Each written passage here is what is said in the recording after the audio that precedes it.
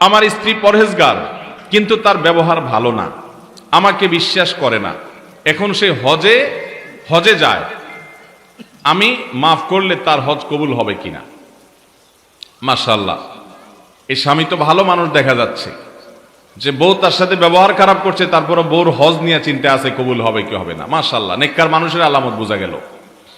শুনেন, নবী করিম সাল্লাল্লাহু আলাইহি সাল্লামের কাছে বলা হলো, হে আল্লাহর রাসূল, আমরা একটা লোককে চিনি, যেই লোকটা অনেক নফল নামাজ পড়ে, রোজা রাখে, অনেক ভালো ভালো কাজ করে, কিন্তু সে প্রতিবেশীর সাথে ব্যবহার খারাপ করে, প্রতিবেশীর সাথে সম্পর্ক খারাপ, প্রতিবেশীদের কষ্ট দেয়।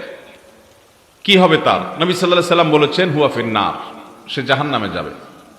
এরপরে বলা হলো, হে আল্লাহর রাসূল, আরেকজন আছে যে ফরজ নামাজটা পড়ে, হারাম গুনাহ থেকে, কাজগুলো থেকে বাঁচে, অতিরিক্ত নফল আমল করার সময় সে পায় না, কিন্তু তার প্রতিবেশীর হক আদায় করে, কেউ তার দ্বারা কষ্ট পায় না। নবী সাল্লাল্লাহু আলাইহি সাল্লাম বলেছেন, হুয়া ফিন্নার, এই ব্যক্তি জান্নাত, এই হুয়া ফিল জান্নাহ, এই ব্যক্তি জান্নাতে যাবে। তাহলে বোঝা গেল, আপনার ব্যক্তিগত আচার আচরণ যদি খারাপ হয়, মানুষের হক যদি নষ্ট করেন, আপনার নফল আমল ইবাদত আল্লাহর কাছে গ্রহণযোগ্য হবে।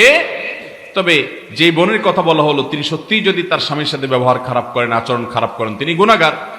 স্বামী যদি তাকে মাফ করেন, যে স্বামী প্রশ্ন করেছেন, আপনি যদি মাফ করে দেন তাকে আল্লাহর জন্য, তিনি যদি নিজেকে শুধরে নেন, তাহলে ইনশাআল্লাহ তার হজ এটা অবশ্যই ফলপ্রসূ হতে পারে, এটা অবশ্যই আল্লাহর কাছে মাকবুল হতে পারে, বিশেষ করে আপনি স্বামী হিসাবে যদি তাকে মাফ করে দেন।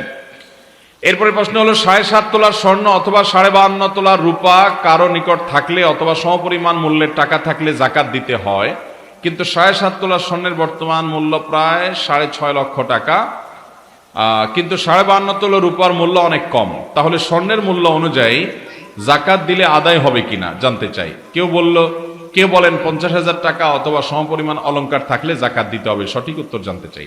দেখুন, স্বর্ণ অথবা রূপা এই দুইটার নেসাবের কোনটা, স্বর্ণ হলে 7.5 তোলা অর্থাৎ 85 গ্রাম, আর রূপা হলে 52.5 তোলা অর্থাৎ 595 গ্রাম। এই পরিমাণ স্বর্ণ অথবা রূপা যে কোনো একটার মালিক হলে তার উপরে জাকাত ফরজ। এখন আমাদের যদি নাকি টাকা হয়, এই টাকাটা স্বর্ণেও কনভার্ট হতে পারে, রূপায় কনভার্ট হতে পারে, এই জন্য সর্বনিম্নটা টাচ করলে জাকাত এসে যাবে। যেহেতু রূপার দাম কম, এই জন্য রূপারটা টাচ করলে জাকাত এসে যাবে।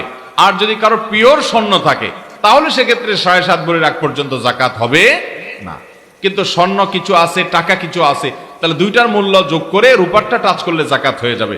শুধু স্বর্ণ থাকলে শুধু তখন 7.5 ভরির আগে জাকাত আসবে না। এই বিষয়ে ওলামা ইকরামের তেমন কোনো মত পার্থক্য আছে বলে আমার জানা নাই, যদিও এটা আমাদের অনেকের বুঝে নাও আসতে পারে, কিন্তু মাসআলা এটাই এবং চূড়ান্ত সিদ্ধান্ত এটাই।